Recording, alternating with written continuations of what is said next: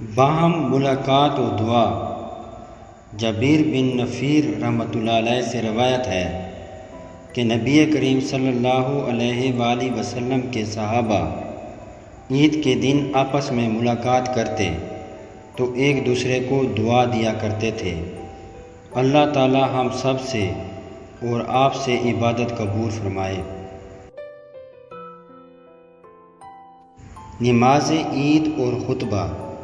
ابن عباس رضی اللہ تعالی عنہ سے روایت ہے کہ نبی کریم صلی اللہ علیہ وآلہ وسلم عید کے دن نکلے اور عیدگاہ میں 2 رکعت نماز پڑھی۔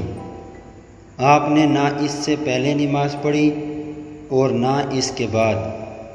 عبداللہ بن عمر رضی اللہ تعالی عنہ سے روایت ہے کہ رسول کریم صلی اللہ علیہ وآلہ وسلم عید الاضحیٰ اور عید الفطر کی نماز پڑھتے اور خطبہ نماز کے بعد دیتے تھے۔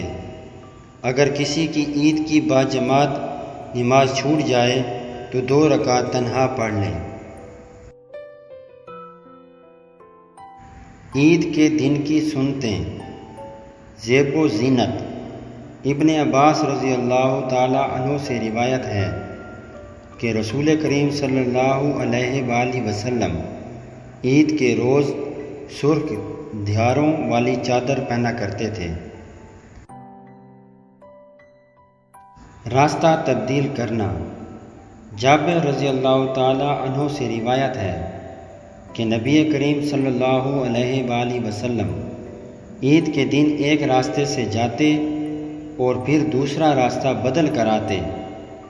خوشی منانا۔